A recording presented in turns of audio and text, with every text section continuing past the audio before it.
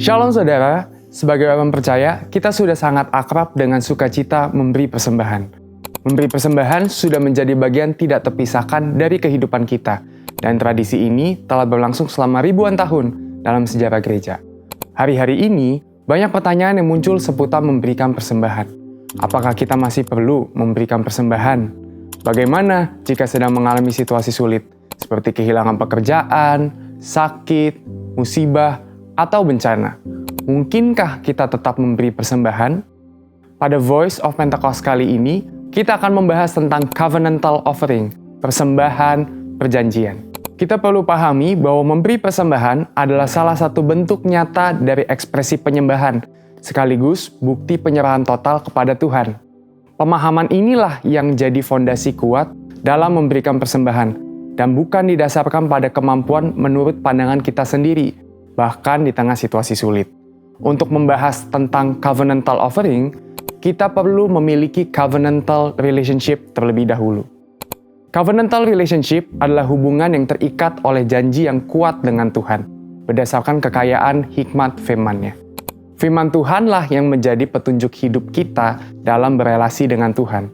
Istimewanya, kita memiliki Roh Kudus dari Kristus, seperti tertulis dalam 2 Korintus 3 ayat 17-18. Ini adalah anugerah yang luar biasa, sehingga kita dapat melakukan kehendak Tuhan dengan sukarela, bukan karena paksaan.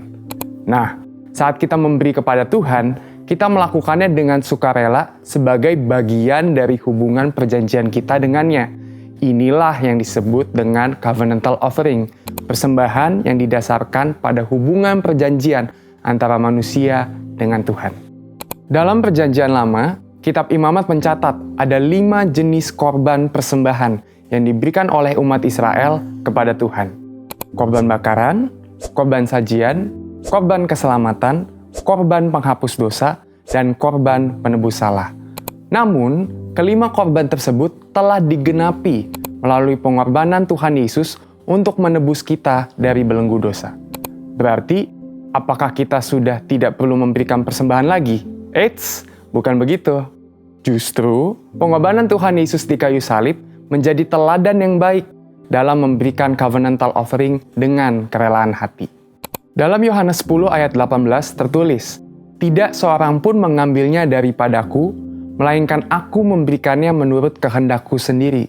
Aku berkuasa memberikannya dan berkuasa mengambilnya kembali. Inilah tugas yang kuterima dari Bapakku." Di satu sisi, Yesus diwajibkan mengalami penderitaan salib sebagai anak domba Allah. Di sisi lain, ia melakukannya dengan sukarela. Mengapa?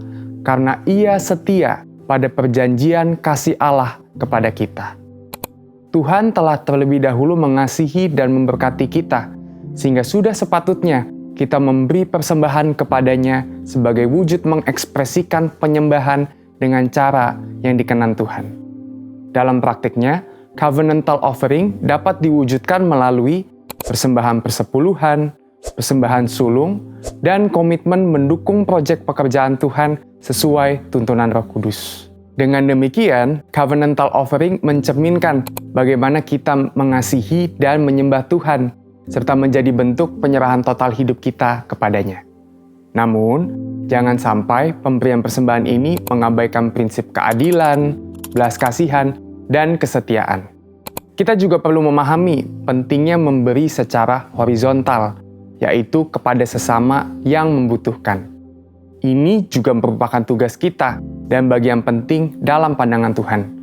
Meski demikian, persembahan perjanjian kepada Tuhan tetap perlu diutamakan. Jadi, apakah kita masih perlu memberikan persembahan, bahkan di waktu sulit? Jawabannya, iya. Ingat, persembahan adalah ekspresi penyembahan kepada Tuhan yang telah memberikan anugerah terbaik bagi kita. Kita memberikan persembahan kepada Tuhan dengan kerelaan hati dan sukacita melalui institusi yang Tuhan tetapkan, yaitu gereja tempat kita bertumbuh, seperti yang tertulis dalam Maleakhi 3 ayat yang ke-10. Pertanyaan berikutnya, apakah persembahan harus diberikan ke gereja atau langsung diberikan kepada mereka yang membutuhkan? Jawabannya, ya, untuk kedua-duanya. Gereja adalah wadah pertama yang Tuhan gunakan untuk menyatakan kasih Tuhan kepada dunia.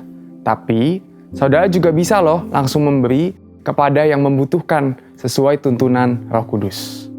Perlu diketahui, memberikan persembahan kepada Tuhan itu melatih iman kita untuk bergantung kepadanya, sekaligus mengingatkan kita bahwa kita adalah pengelola, bukan pemilik. Mari kita terus jaga hubungan kita dengan Tuhan dalam segala keadaan. Berikanlah covenantal offering kepada Tuhan, karena Tuhan telah terlebih dahulu memberkati kita dan membawa kita masuk ke dalam hubungan perjanjian dengannya. Jadi, tunggu apa lagi? Mari memberi dengan penuh sukacita. Untuk penjelasan lebih lengkap dari tim teologi kami, silakan scan QR Code yang tersedia atau buka website kami di gbigatsu.id. Tuhan Yesus memberkati.